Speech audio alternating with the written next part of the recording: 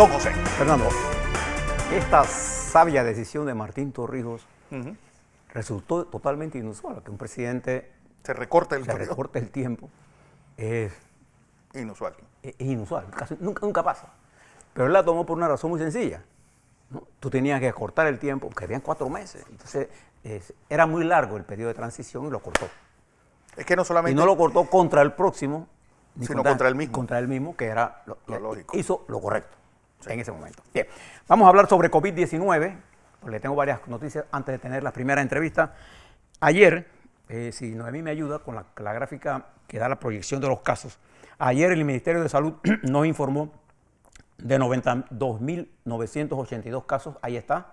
Observen la gráfica, estimados televidentes y radioescuchas, escuchen la explicación que le voy a dar a la gráfica. Ahí están las 3 ecuaciones con que nosotros medimos la tendencia de todo esto, ¿no? Ahí están los datos, esos datos regulares son los casos por día de un periodo determinado que va hasta el 31 de agosto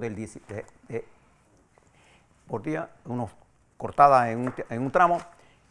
¿Y usted qué observa allí? La tendencia a la baja expresada en la curva polinómica de tercer grado, con un nivel de certeza en la R cuadrada de 0.81, me dice a mí que con un nivel de certeza, no con certeza, con un nivel alto de certeza estadística, nosotros vamos a continuar a la baja. Y la curva exponencial ya no expresa lo que está ocurriendo en Panamá, igual que la línea recta ya no es expresión, tiene más certeza estadística la polinómica de tercer grado. Algunos me dicen, bueno, lo que pasa es que está muy sub y baja, nosotros no tenemos, usted cuando vea una data, no asuma cuál va a ser la data del día siguiente, usted no sabe, usted tiene que esperar el hecho. Bueno, Entonces, imagínate. por eso que las medidas de tendencia, estas ecuaciones diferenciales, de cálculo diferencial, nos permiten a nosotros mirar el cambio, el cambio de la variable. Eso es lo que queremos medir, no qué va a pasar el día siguiente. Nosotros no podemos decir que va a ser, que por una data vamos a definir la curva. O sea, lo que sí le podemos decir es que vamos a la baja. Eso sí, le estoy hablando con los datos al día de hoy. Se me pone la siguiente gráfica. Y los muertos ayer reportados fueron 7. Fueron 7. Para llegar a 2002 con una tasa de letalidad. Ahí está. Esta gráfica es muy interesante y quiero que le preste atención. Es la primera vez que se la muestro. Nuestro equipo técnico tiene más de 27 tipos de gráficas con un análisis epidemiológico día por día de lo que está ocurriendo. Ahí está. Esa gráfica, en la parte superior, usted está viendo es los casos que van a hospitalización. En la línea de abajo están viendo los casos que van a cuidados intensivos. Y si usted observa, la tendencia lineal de los casos intensivos se mantiene casi estable. Y aquí, y observe al final, observe que al final de la gráfica, a la mano izquierda suya, la mía a la derecha, perdón, a la derecha suya, sí. Sí. Observe que ya la gráfica se está estrechando, va bajando, porque lo que estamos haciendo con las medidas de mitigación es controlar la presión sobre el sistema hospitalario. Desde el punto de vista epidemiológico, lo que le interesa a usted en epidemias de esta naturaleza, sin vacuna y sin cura definitiva, es tener una estrategia de contención del virus que nos permita controlar la presión sobre el sistema hospitalario, que no lo sobrepase. ¿Cómo lo sobrepasa? Recuerda en Nueva York, recuerda en Italia, recuerda España, recuerda Ecuador, recuerda en México, en Perú, donde la gente se queda en las calles, ¿no?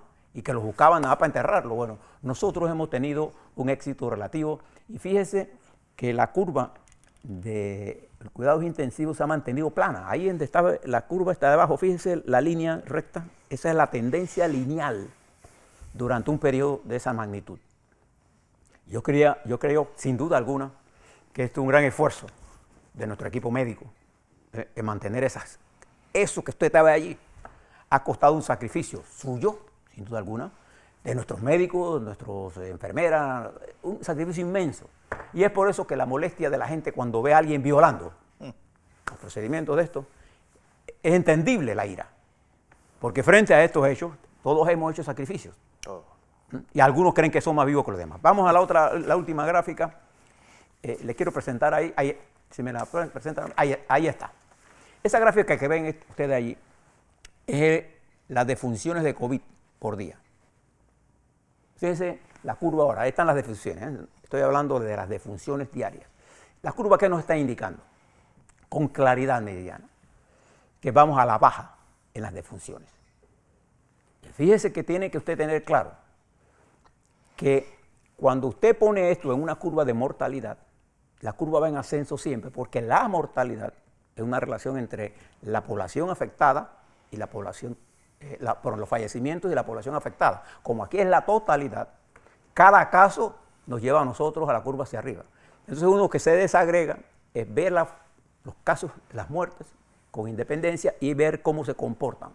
Y la curva polinómica de tercer grado nos está indicando que vamos a la baja, sensiblemente. Eso nos está indicando a nosotros algunas cosas que tenemos que resolver en el estudio epidemiológico ahora. ¿Por qué estamos a la baja? ¿Cuáles son los efectos de esto? Vamos a hablar con un doctor internista que nos va a hablar sobre estas cosas, pero esa curva nos está indicando a nosotros otro éxito de la medicina panameña en medio de esta difícil situación. Entonces, creo que lo que tenemos que ver ahora es, bueno, que esto ya ganamos la guerra, no, son colinas que hemos ganado y vamos ganando. Ahora tenemos que mantenerla. Esto es una guerra prolongada, no va a haber vacuna probablemente sino hasta el otro año. Y tenemos que bregar con ese virus, claro, con mucho mayor conocimiento, con mucho mayor eficacia, y no podemos perder tiempo en discusiones estériles. Estas son las curvas del día de hoy. Nosotros tenemos otras más que presentarles. Vamos a tratar de hacerle un menú más variado para que usted tenga, desde el punto de vista epidemiológico, todavía no tenemos caso, un estudio epidemiológico de todos los muertos, cómo han habido, qué cosas tenemos que hacer, qué fue realmente lo que pasó. Bueno, eso ya vendrá por ahí. Les quiero hablar ahora, Fernando, de otro tema. A ver.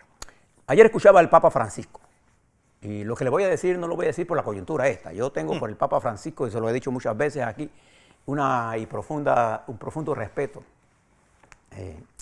Y yo soy pro Francisco en su concepto de los planteamientos que hace, la reforma. Yo estoy a favor de la gente que quiere reformas. Yo siento más miedo de los que dicen que hay que hacer un país nuevo o una iglesia nueva, no. Yo creo que hay que reformar cosas importantes y Francisco es un reformista. ¿A qué altura? A la altura de las circunstancias. No podemos verlo fuera de eso. Ayer lo escuchaba dirigiéndose a los periodistas internacionales y le dio 5 consejos. 5. Voy a repetírselos usando de mi memoria. Francisco le pidió a los periodistas, en primer lugar, que informaran la verdad en forma contundente, que no utilizaran ni la calumnia ni la injuria, ni datos falsos. Segundo, les dijo que actuaran con humildad. ¿A qué se refería Francisco al decirle a los periodistas que actuaran con humildad? Pues ustedes no son dueños de la verdad. Y ustedes tienen que darse cuenta, decía Francisco, que cuando ustedes publican algo y que es falso, y ustedes saben que es falso, y lo publican, el daño que ustedes hacen es terrible. Entonces, no utilice la información para hacer daño a alguien. Y sepa que usted no es el dueño de la verdad. Lo dice un hombre humilde. Le cuento nada más cuando a Francisco lo llevaron a un restaurante y él pensó que era de mucho lujo y le dijo, pero yo no puedo comer aquí. Y el obispo o el cardenal que iba con él le dice, Su Excelencia, es que este restaurante, este hotel es de nosotros, de la iglesia. Y Francisco se salió y se fue a una casa comunal a comer con la gente del pueblo que comía del mantengo. Ese Francisco. Además, dijo que no se olvidaran de las crisis de verdad. Porque es lo que yo planteo. Aquí estamos entretenidos en que Foco nos está hablando de que alguien se metió en un restaurante y se olvida. Usted lo ha visto a ellos enfocados sobre el problema indígena de verdad. La pobreza extrema, de verdad. Usted lo ha visto comprometido en una causa nacional. O lo ha visto afrontar con firmeza la necesidad de que Panamá tenga una política exterior independiente. ¿O cuáles son las cosas que debemos cambiar? No. No. Entonces Francisco le dice, tampoco nos olvidemos de las grandes guerras. Usted lo ha visto en los... Nosotros somos la única televisora que le hablan a ustedes en un segmento de lo que está pasando en el mundo, porque nosotros estamos inmersos en el mundo. Y porque además hay crisis en el mundo, la crisis de Yemen. Es una expresión de un sistema que el coronavirus desnudó. La crisis en Irán, la crisis en Siria, la crisis en África, lo que está pasando en Venezuela. México. Lo que está pasando en Colombia, los asesinatos. ¿Usted lo ha visto preocupado por eso? No. Y yo recuerdo que el padre de este muchacho Valenzuela vino aquí exilado de Chile. El abuelo. Y para recordarle a este joven, cuando nosotros trajimos a los chilenos de Pinochet, a mí me iban a nombrar embajador en Chile, para que conozca a este caballero. Unas semanas antes de eso ocurre el golpe. Y nosotros recibimos a los chilenos aquí. Y Omar cometió el error de llevarlos a Chitré, a la provincia central, es gente muy conservadora. Y estos se ponían a cantar canciones de comunismo. Y tuvimos que sacarlo de ahí. Otra cosa que le dijo Francisco, que escriban sin ofensas. El lenguaje burdo, el lenguaje ofensivo, el lenguaje tiene que ser un lenguaje sereno. La verdad no necesita de insultos, ¿no? Esa permanente acoso, bullying, ¿usted cómo que le llama? Crasher. Scratch. Scratch. Scratch significa es decir, perseguir a alguien y acosarlo en grupo por algo que está haciendo. Claro, entonces ese lenguaje no es el lenguaje de los periodistas, no es el lenguaje de la verdad, ¿no? Porque yo lo escucho algunas veces, yo casi nunca pierdo mi tiempo viendo estas cosas, porque no necesito de eso para entender que Panamá necesita cambios. Lo que me preocupa es el nivel de desinformación que siembran en la gente. Y hay un editorial hoy de nuestro amigo Gerardo Berroa que se llama El alimento de la dictadura, ¿no? Que es la estrategia del caos. Esa es la estrategia de esos grupos, la estrategia del caos. Porque en el caos pierde la institucionalidad. ¿Quieres ejemplos? Estados Unidos es uno de ellos. Venezuela, Ecuador, Chile, lo que está pasando en Argentina. La estrategia del caos tiene como propósito destruir la institucionalidad para que otros asalten el poder. Pero en el caos se llevan a todo el mundo. Y lo que sale nadie lo puede controlar. Y usted por eso es que ellos no tienen compromisos con nadie. Su compromiso no es con el país, no es con las clases marginadas, no es con los pobres. No. Su compromiso es con el poder que ellos quieren llevar a la presidencia. O que creen que va a llegar a la presidencia. Ese es su compromiso. Entonces la desinformación tiene además el interés de reducirlo a usted como partícipe de los cambios. La educación, y eso lo comparto yo con el Papa Francisco, tiene la virtud de hacerlo a usted un agente de cambio. Y para ser un agente de cambio, lo único que hay que tener son principios. Y los principios no lo llevan a uno a estar insultando a los demás, faltándole el respeto a los mayores, y, al que discrepa conmigo está vendido. Y si yo tengo una posición a favor del presidente Cortizo porque coincido con él en algo, yo soy un vendido. A mí me tiene sin cuidado lo que ellos piensen de mí, de verdad. Lo que me preocupa es el nivel de control que ellos quieren y tienen de la agenda social y política. Porque en ese caos arrastran a la nación con un daño terrible a la institucionalidad. ¿En nombre de quién lo hacen? En nombre de la transparencia y de la lucha contra la corrupción. Pero la corrupción es de ayer. Sí. No. Yo he escuchado gente hablar de la democracia antes del 68. Yo era un joven de 23 años, 24 años, cuando el 68. Y pude apreciar la pudredumbre de que esa democracia, ¿cuál es la democracia? La democracia de la oligarquía de ese momento, latifundista, sí, en contubernio con el colonialismo presente en Panamá. ¿Qué tuvimos que enfrentarnos nosotros a eso? Por eso yo he preparado para el día 7 de septiembre ese capítulo de la lucha contra el canal, que ni siquiera el PRD tiene la capacidad de explicarle a la gente cómo fue toda esa lucha, de qué estamos hablando.